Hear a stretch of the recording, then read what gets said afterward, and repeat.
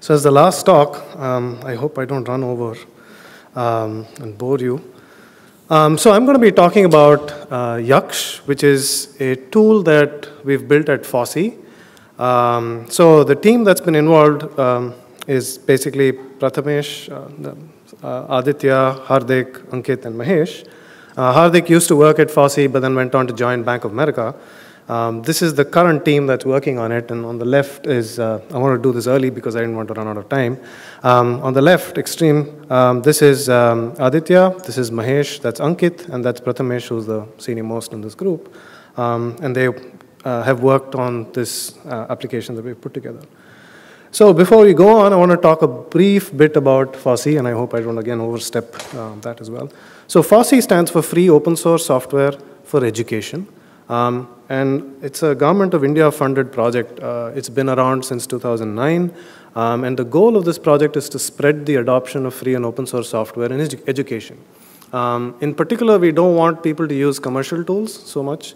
So we want to encourage them to be aware that there are these free, easy to use alternatives that they should try instead of buying expensive licenses. And this is especially important in India, where funding is scarce. So I had spoken about this in some detail in 2016, right here at this conference. So if you want, you can check out that video.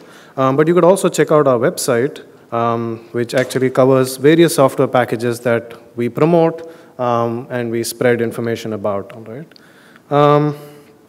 In particular relevance to the last talk, the excellent talk by Lorena about how to do these things a lot better, we also have a collection of about 500 textbooks, solved examples in pure Python, and all of these are in Jupyter notebooks. So if you go down to our from Fosse, python.fosse.org, you can fosse.in, you can actually go down to our textbook companion project, and you'll actually find Jupyter notebooks for every chapter for like 500 books, which is like an awesome resource that you can use for your solved examples. This is available, and it's all been crowdsourced in India by a bunch of undergrad students who've been contributing this over the years. All right, so let's get back. So we also have a full-length paper on this tool that I'm going to talk about. Go ahead and check it. It's out. It's live on the conference proceedings site. All right, so let's get on with the tool itself. So there was a recent survey done in India, and they found that by a company called Aspiring Minds, and they found that only 5% of the computer science and engineering graduates are able to write programs with the correct logic. This is a very disturbing statistic because I'm not talking about general engineers. I'm talking about computer science engineers. And these people are just not able to write a program that's able to be written with the right logic. So this is a massive problem. Now, in my own personal context, I've found that programming isn't just about syntax. So you can't just teach someone saying, that's the language, go figure it out. It doesn't work that way. And I find that it's a little difficult to expect folks to understand this because I was myself like this. When I started off as an undergrad, when I learned CS, I would be like, oh, this is like physics. If I understand the concept, I can go write the answer paper. It doesn't work that way. So then I realized the hard way by getting very poor grades in my end semesters that I have to actually write programs. And when you do this, you also need to be able to give students feedback. It's not enough if I say I give an exam today and then get results tomorrow. It's not enough. I need instant feedback. And also, it's obvious that you learn a lot better by doing. So when I was teaching programming as an instructor in IIT Bombay, as a part of a data science course, but I was teaching them programming to teach them Python and sneak Python into the curriculum, I gave them a bunch of exercises. My material is all entirely hands-on. I gave them a lot of homework. But I didn't really test them. I didn't really assess how well they are actually doing by actually looking at the numbers to actually know whether they are able to get these concepts or not. And they didn't really get it. They did all of the stuff. They did all the typing. They did some of the stuff. And students don't always do the things you ask them to do, right? You give them homework, you give them assignments, you give them a lot of information, but they have enough stuff to do, and they don't always follow through with everything you give them. So personally, I didn't get any feedback on my performance. I didn't get any feedback on the students' performance, so I couldn't identify which students are strong, which students are weak. I couldn't even pair them up. I could do nothing, basically. I had no data. And I didn't want to kill my TAs by giving them 300 assignments and then having them to grade them every 3 days. That doesn't work. So measuring performance in a non-threatening way is very, very useful. And so the idea was to somehow help us grade because none of us enjoys grading, and be able to scale this up to a larger number of people. So in 2011, we were teaching a teacher training course with about 1,000 teachers. And this was obviously done online with remote connections and things like that. And we wanted to test them to offer a certificate, and we didn't want the test to be just multiple choice questions and things like that. So at that time, I actually built the basis of what is currently this tool that I'm going to talk about, which is a Django application to help facilitate this grading. So it started off as grading. So we created this thing called Yaksh. It's available on GitHub. It's a Django project. There's also a live instance here on this link. Maybe I will put this IPython notebook up somewhere. This is an IPython notebook. And we also have set up a demo instance so that you can actually go as an instructor or as a teacher or as a student and then explore the tool itself. And I'll also show you that I shouldn't say this, it's relatively easy to set up. I know easy is not the right word to use, but I'm doing advertisement here, so it's okay. So Yaksh is an open source Django application. It's BSD licensed. You can do what you want with it. And primarily, it has been a grading or quizzing tool, but we've realized that it's also extremely useful for practice exercises. And later on, we found that it's easy to just add a small bit of HTML to it, and you can actually host lessons on it. So now it's actually become a full-fledged course environment, although our selling point is not that we want to replace Moodle or anything else. It's still an environment to do assessment and practice exercises. And the nice thing is it supports Python, C, C++, Java, Bash, and Scilab. So a whole bunch of programming languages are supported. And you can do a bunch of fairly complicated tests you can set up. You can do programming questions which are like standard input-output, which is easy. And this is what is supported in all the languages. And in Python, you can do more test case-based programming. So you can say, write a function that, given these arguments, does this, and then you can test that. You can create a class, because it's basically Python. You can also do MCQs. You can do fill in the blanks. And if you have an audience that's not really comfortable programming, you can even give them code blocks and then say, arrange these code blocks if you want to see if they're able to understand control flow and things like that, to make sure that the ordering of these blocks of code is correct, stuff like that. We can also do more complex things like assignment upload, which you can either grade offline or you can write a script and grade online directly. So why should you use it? Well, it's relatively easy to set up. It provides automatic and manual grading. It provides instant feedback to student submissions, and I will show you by a demo, hopefully, if everything works fine. And it provides almost real-time monitoring of course sessions, and it scales very well. So let me explain what this instant feedback means. So usually, when we set up these programming assignments, normally when we do tests in an exam, you basically have to write the right answer and then submit the right answer, right? There's no option of saying, I give you code, then I test whether it works, and then I immediately get feedback saying, no, that's wrong, correct it. So what we do is in our tests for the programming parts, you can submit as many times as you want until you get it right. And you will know when it's right because you'll move on to the next question. Otherwise, you skip the question and move on to the next. So what it does is, it makes students comfortable with the fact that their code may not run. It makes them comfortable experimenting. So basically, they type in, submit it, it passes some of the tests, maybe it doesn't pass some of the tests, then they say, oh, okay, I've made a mistake here, fix it, submit again. So it becomes interactive, and the nice thing is the system logs all of their attempts, so I'm able to actually, as an instructor, keep track of, oh, these set of students are actually struggling with this concept. Oh, those set of students are doing well. Oh, maybe I should have a special class for this set of students and give them the same set of problems and sit down with them and help them with some of these things. So as a tool, it becomes an extremely powerful way for me to assess performance and do grading on the side, which is, it's a sort of a necessary evil we have to do. But as an assessment tool, it's also a very powerful tool to use when you're teaching. And it helps me, gives me immediate feedback. Oh, I maybe didn't cover this concept well enough. Maybe this is not clear enough.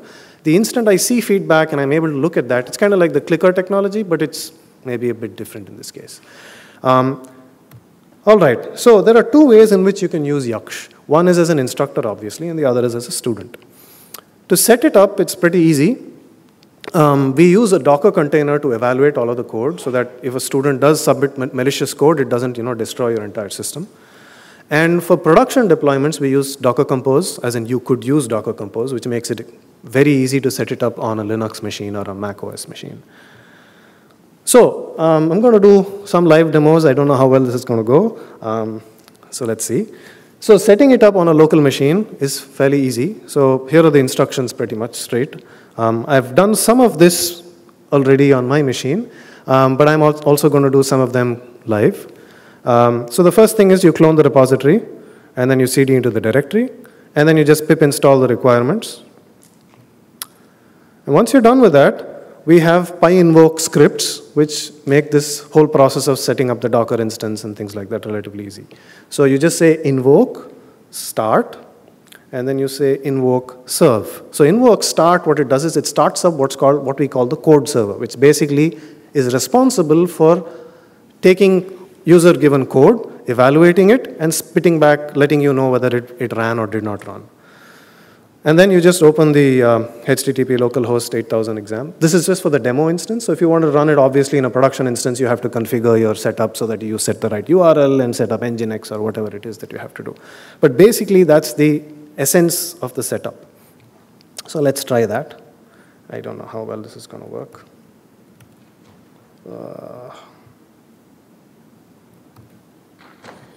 All right, so I'm inside the online test repository. Is that too small? Shall I make it bigger? Is that okay? Okay. So I say invoke. So this is just pretty much checked out a couple of hours ago. I now say invoke start.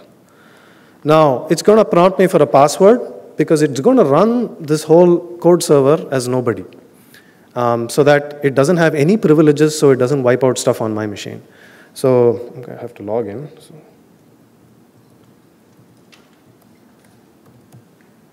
Okay, so now what it will usually do is it will fetch the Docker image for Yaksh, and then set it up, copy the current version of the source code into that Yaksh environment by creating a separate directory which is mounted inside.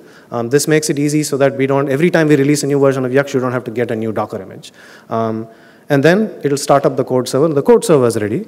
Now if I say invoke start and cross my fingers, oh boy. So what did I do? Oh, sorry, invoke serve. I typed the wrong thing. So now it's basically setting up a local Django database, doing all the migrations for the entire project. And then it's basically saying the Django server is running. Now, obviously, if you're doing this in production, that would be, so I go to localhost 8000/exam, and that's the interface that you can log in. By default for this demo instance, so this is the idea of making this easy enough is that anyone who just git clones it should be in 5 minutes. The idea was to make them 5 minutes. You should be able to set up a simple thing on your machine, play around with it, and then say, all right, let me figure out how to do this for real. So I'm going to just log in as a teacher, and then the password is also teacher in this case, and I'm doing it on my machine, so it should be okay. Make this a little bigger.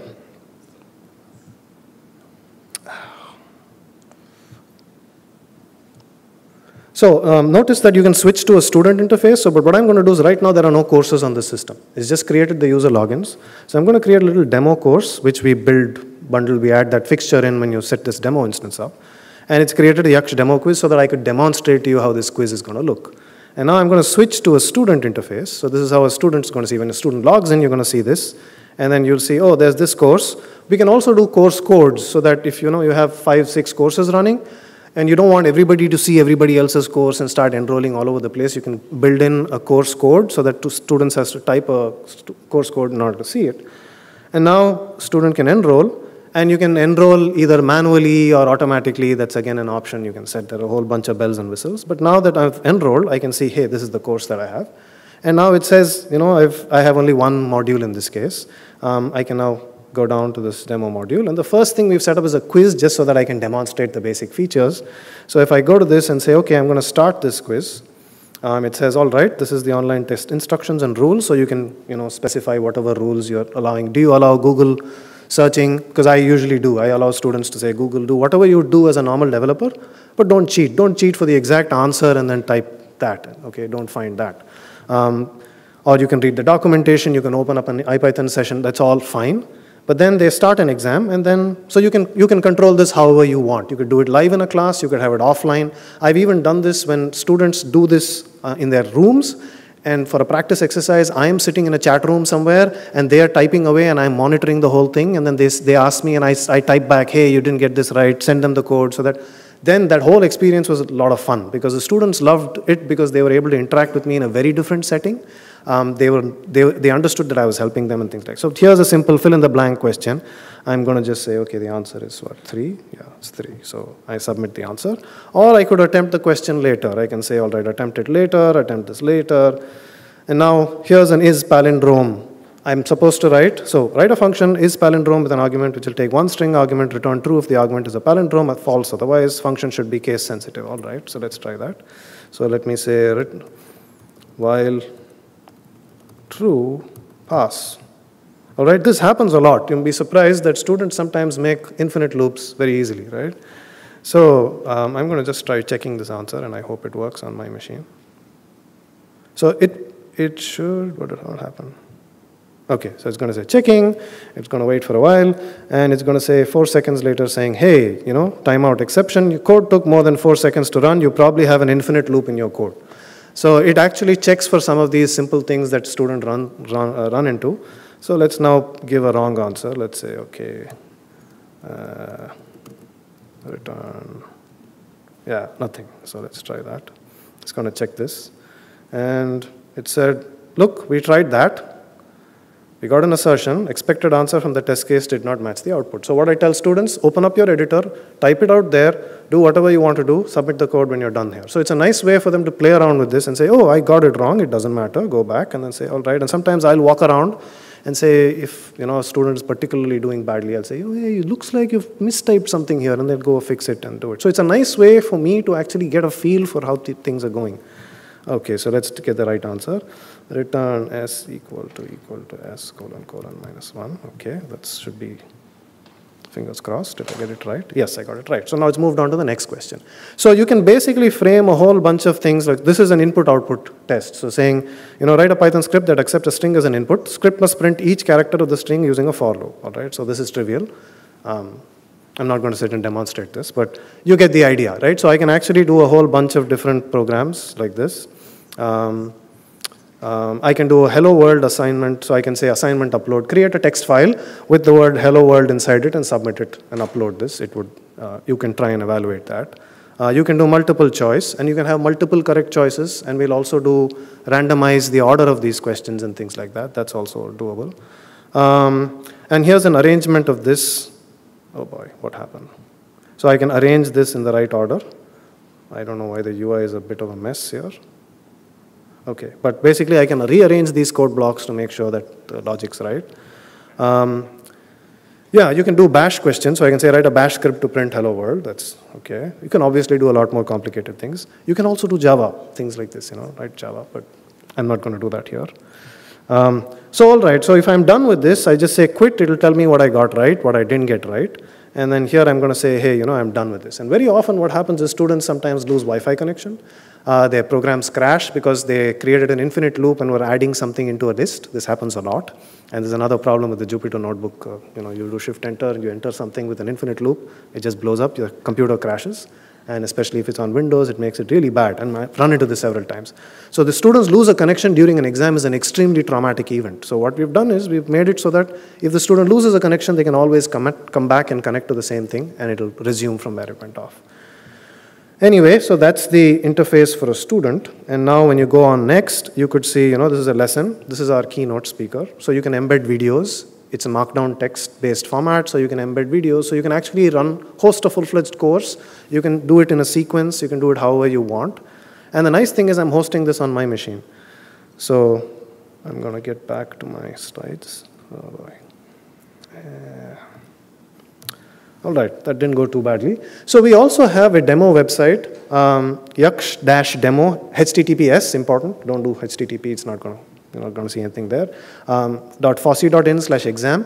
It's live, it's available, and We have 50 accounts of students, 50 accounts of teachers. Please feel free to go and play with it. It's a demo instant. We'll trash it maybe tomorrow or something like that. So play around with it. Create your own questions. You can host your own course. You can go create demo courses for yourselves. The only one caveat here is because I have set the password, unless you go in and change the password. If another student logs in with the same password, you will be logged out. So just beware of that. Yeah, so basically, I invite you to play with this and use it as you see fit. And it's relatively easy to actually install this and use it by yourselves. So this is how it actually works inside. So as a user, the user basically submits the answers to the Django server that's seen here. I know this picture isn't the greatest, but so this is the Django server sitting in the middle here that's marshalling between everything else. The user submits code here. As soon as the user submits the code, it's basically saved to a database. One of the things I didn't show you was,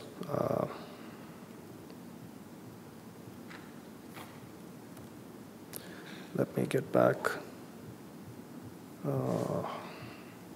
Switch to moderator. If I go to my monitor interface, it says, it'll actually show me live who is submitting, how many people have submitted, what are their current answers, what are their current scores. So I could even use this as a game. I could even use this as a competition if I wanted to. So basically, it's up to you. It's a tool.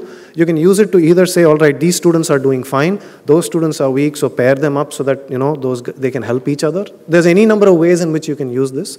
You can dig into this and then say, all right, these are the answers they submitted. You can see, hey, you submitted this thing first. So you can actually see how someone's learning. If you see someone making repeatedly the same mistake, you can help them there as well. Okay, let's go back real quick. So basically, the Django server takes the inputs, submits it to a Tornado code server that's sitting in the inside a Docker container. That then sends JSON data to a grader, which evaluates the code in a safe context, and then sends that information back to the Tornado server. And the Django server, every so often, there's a JavaScript piece which hits the server saying, are you done? Are you done? And when it's done, so it's completely asynchronous, so it scales really well. So when I've been teaching this myself, we use this fairly heavily in InsideFOSS. So we have several Python workshops that we conduct and several courses at IIT Bombay. We also do some recruitment tests and self-learning workshops, which we run. So we actually use this as kind of like an edX replacement, just because we have this powerful way of doing the exercises. And the rest of it is just video, so it's not a big deal to host on our setup. In terms of what we've used this for, over the last year, we've taught about 6,000 users either a one-day workshop, equivalent content for about 8 hours worth of material you could do online. You could either do online, or we also do this as remotely controlled workshops. We've covered about 100+ institutes of doing this sort of training. We have about 13,000 active users. And interestingly, in our case, I'm sorry, this picture is so small. Here you can see that the women are about 51.3% vis-a-vis males being 48.7% in the number of users. So we're actually reaching out to a good fraction of, a reasonable fraction of representation from both genders in our courses. And it looks like most of the folks are between 18 and 24 who are taking our course material. So that's about the tool. As regards going forward, we want to provide a stable web API. Our current statistics that we provide based on the number of students who've taken stuff is very bad. You can dump the marks and things like that into a CSV, that's fine, but we don't kind of automate. Given that we have so many users, we don't have any detailed analysis reports, and that we're going to build that. I also found that chat support is useful. So supposing you're doing an online session with, say, 500 people, and you can monitor how well people are doing. If you can look at, say, some of the people, you want to send a general announcement saying, hey, this first assignment question, most of you got wrong. Here's the actual answer. Go retry it. You can do all of that. Yeah. The other thing that we find useful in India especially is sometimes internet connections are not very good. In fact, some places they don't have any internet. So if there's a school in some remote corner of the country, they don't actually have much internet. They probably have one machine with internet access. So one of the things we'd like to do is do offline support in two ways. One is we could have, give teachers a USB stick and say, that's a machine, plug it in, and you can sort of run an entire course with the material, whatever that anybody provides for them. The second is, as a student, sometimes it's known that a lot of people, when they learn, they're actually on the move, when they download videos and they watch these videos on the move. So what we're trying to do is have an offline support so you can actually download the course. So if you actually go to the user interface, you'll see that you could possibly download it. And obviously, you need to have the videos available, not hosted on YouTube. You need to host them on the Django app. But basically, those are small things. As the point is, the tool will allow you to download the course and view it locally, which is a big win. Our UI UX is also not so great, so we're going to work on that. So thank you. I leave you with these links. Please feel free to use the software. It's completely open source. File issues, send us PRs, and we are happy to help. Thank you.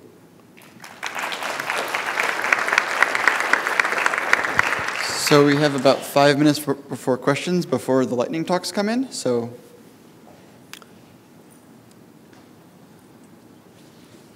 any questions?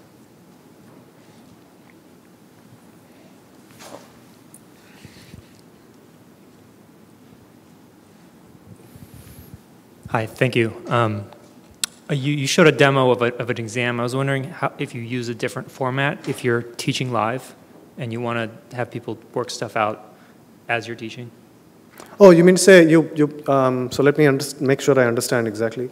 As you're teaching, you want people to try things out and you want to monitor it live. Is that what you're saying? So yeah, what you can do is you can set up things as a practice exercise, in which case it's not an exam, so it doesn't count. So you can tell students, look, this doesn't count for anything, and give it a time. So basically all of these exams have a finite time that you can set, and you can change that, and then students can just use it as, so we use this actually for our practice exercises. So we give the exercise.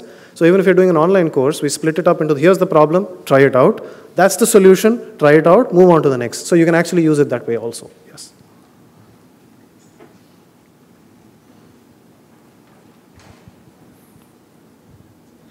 What format are you storing these questions in, and do you think that format is stable? Okay, great question, thank you. So we actually, you can enter the questions on the UI, and that's very clunky, so it's a pain in the neck. So you can also upload questions in a YAML format. So it's not too hard, so we also have a template that you can download, and then you can edit it. So usually that's how I upload my questions. It's not, I won't say it's super stable, because as we add new things, we have to keep changing the format. And YAML, surprisingly, dumping clean-looking YAML is surprisingly hard. I know the libraries that we have are not, they're not too amenable to, trying to remove white space or making sure that it's ASCII-friendly or reader-friendly. But yes, we do support YAML. And in fact, you could download an entire course. The next feature we'll add is you can download a course and actually perhaps write it entirely on a GitHub repository and upload it directly. That's on the cards. It was supposed to be done this week, but perhaps not this week. Maybe soon. So I have a question. Yes, is there a way to specify extra libraries for the environment your students' code runs against? So all of that is, so the question is there a way to specify libraries that you want to run so that you can test against a particular library? Yes. It basically is the configuration of your Docker container. Okay. So you can just say use a different Docker container and everything is there on the repository and you can then just do it. Right. Are there any other questions? Then let's thank the speaker one more time. Thank you.